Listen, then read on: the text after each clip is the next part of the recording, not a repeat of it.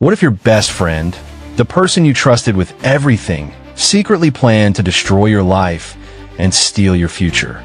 That's exactly what happened to me.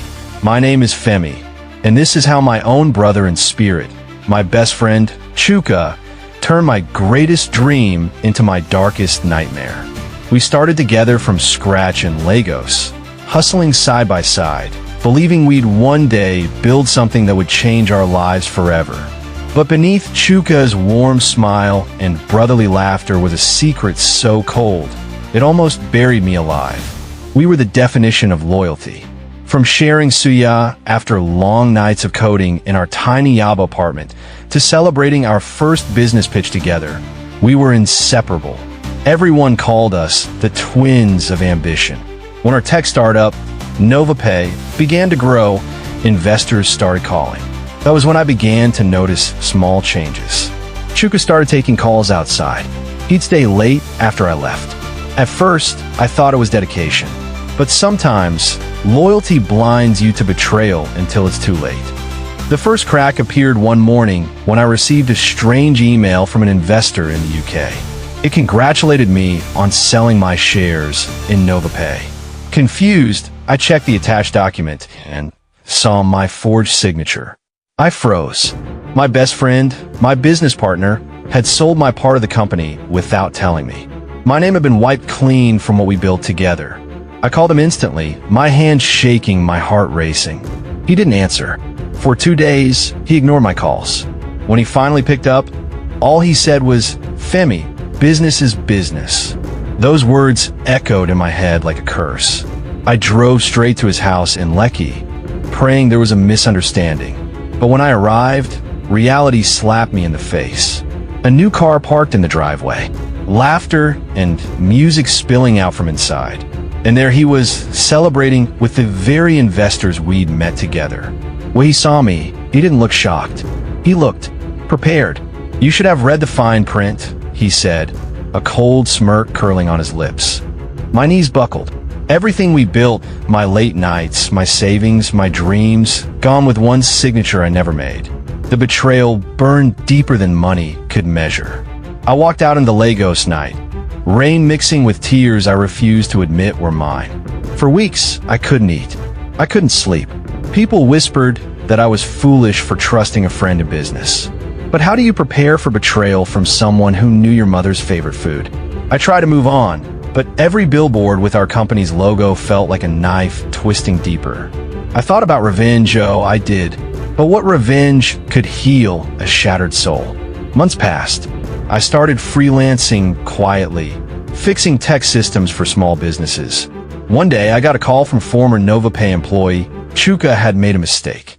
The company's systems had crashed after a major client data breach, and investors were furious. They were pulling out. My heart pounded as I listened. Karma had arrived, dressed in digital chaos. I didn't plan it. I didn't have to. What you build on lies eventually collapses under its own weight. 2 days later, I got another call, this time from Chuka. His voice trembled. "Femi, please, bro. I need your help. You're the only one who can fix this." My chest tightened. I want to hang up, but I didn't. Maybe because I still saw the friend I once loved like a brother. Or maybe because deep down, I wanted him to face the one person he thought he could break. I agreed to meet him.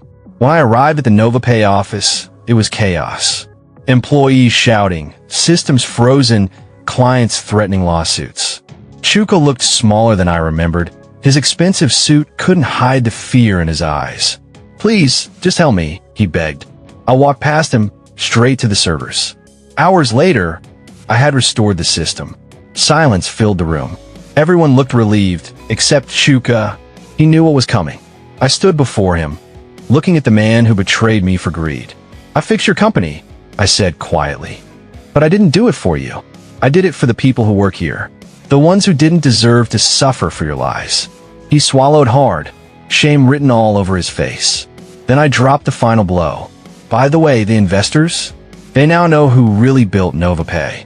They called me before I came here. You'll get a call tomorrow, but it won't be about business." That night, I walked out of that office not as a broken man, but as someone reborn. Sometimes, Revenge isn't about destroying the other person. It's about standing tall while they crumble under their own deceit.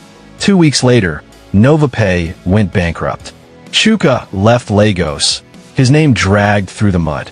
As for me, I started a new company, TrueCore Technologies, built on transparency, integrity, and lessons learned the hardest way possible.